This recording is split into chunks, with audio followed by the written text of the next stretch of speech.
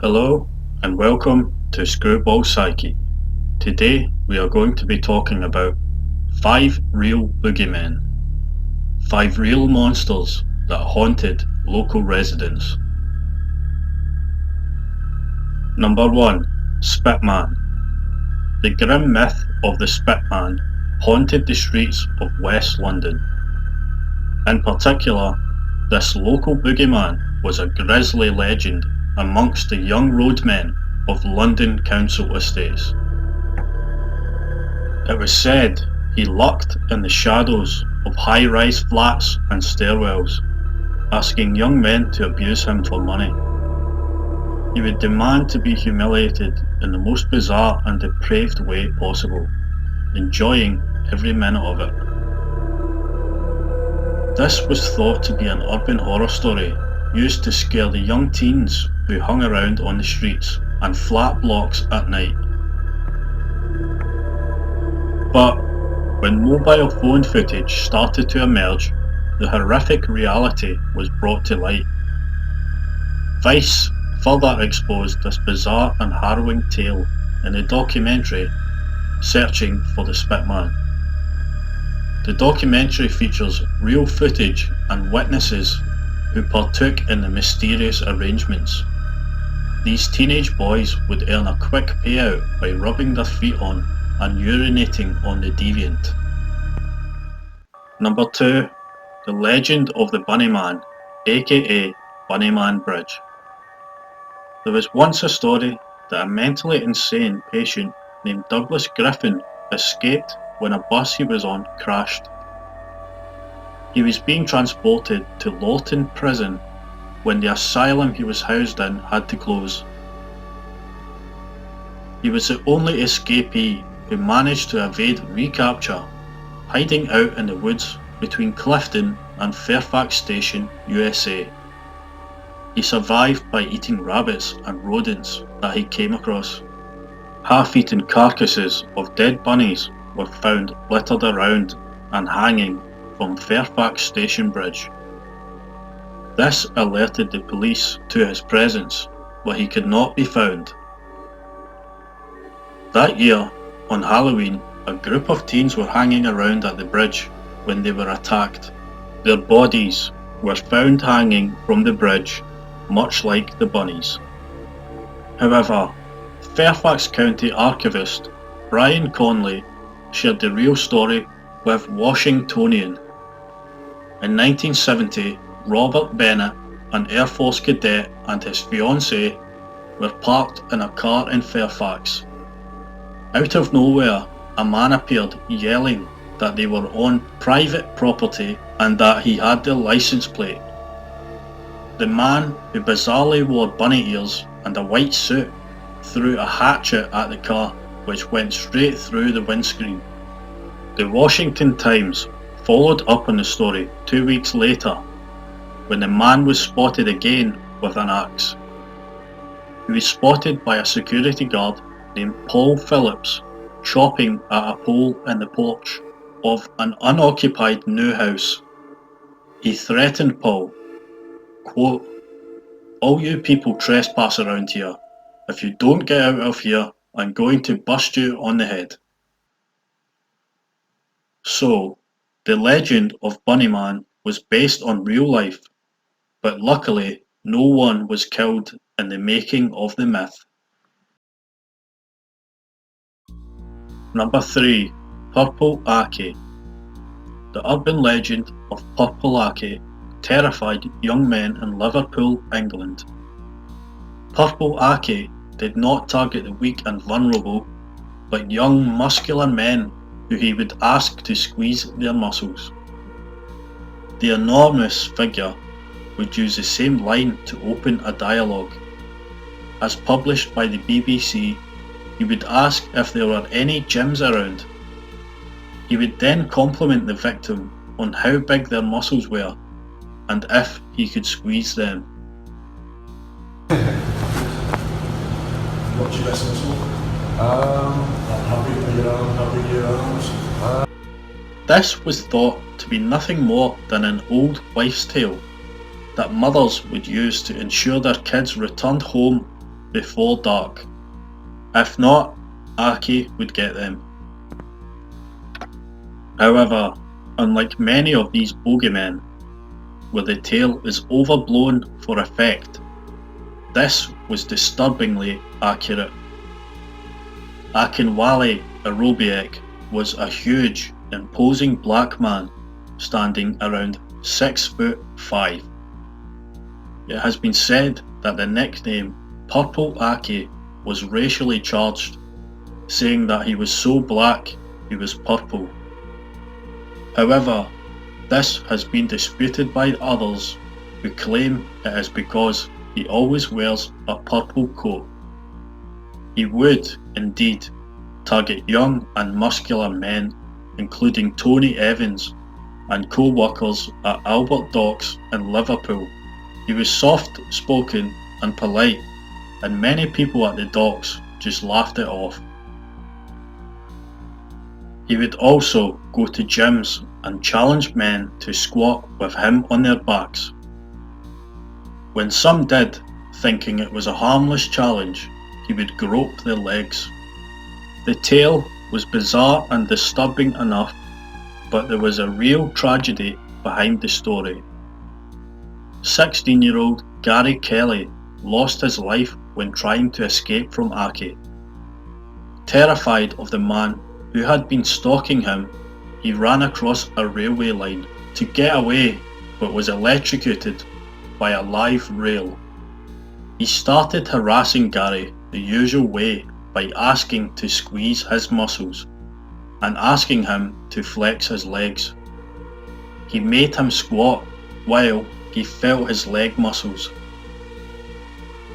He began to stalk Gary, turning up at his school, his bus stop, on the bus, on the street, at the swimming pool, everywhere. Aki was found guilty of manslaughter in 1987 and was sentenced to 2.5 years for causing the death of Kelly. Unfortunately, he was released on appeal and his terror continued into the 90s. He began to stalk 15-year-old John Yusuf with his usual tactics of making him squat and flex his muscles so Aki could feel. I was 15 at the time and I was walking across the road and this big black fella banged into me and he said, I know you, don't I?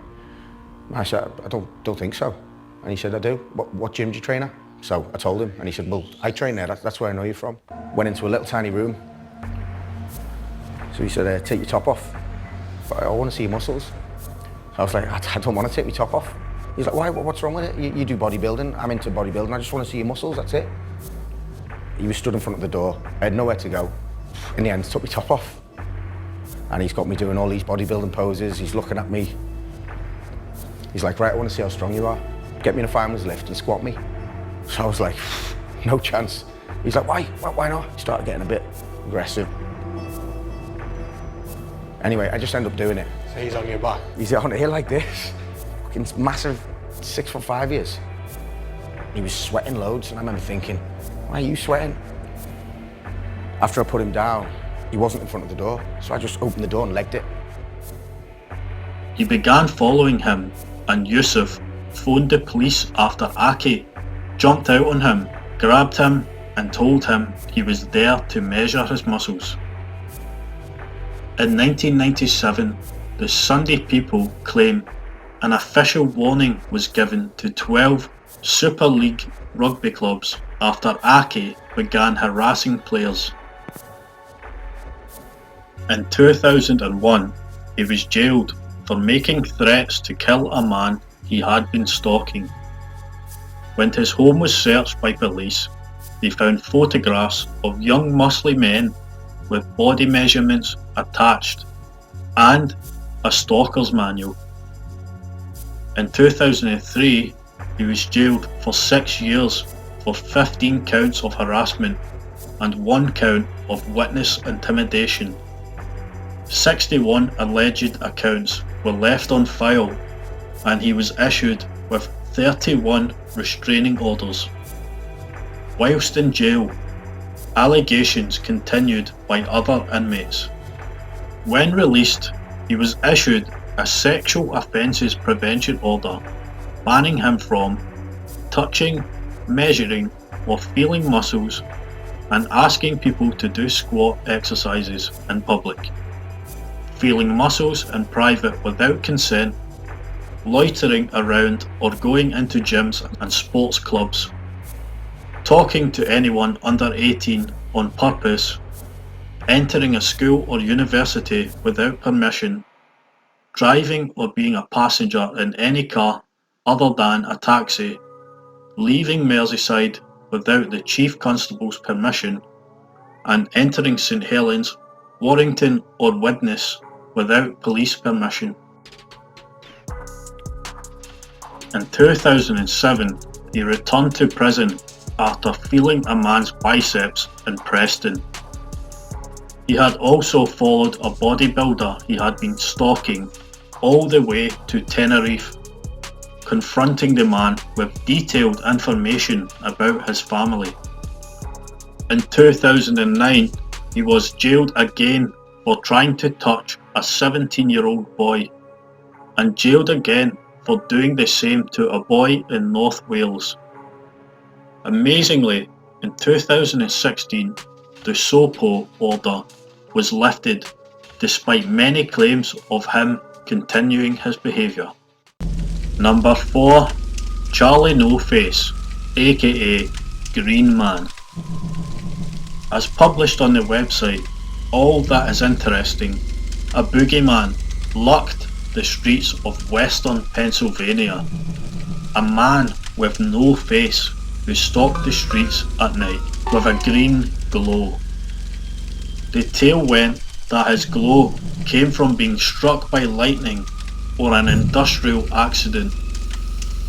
He would give chase to anyone roaming around in the dead of night. Shockingly enough, most of this was true.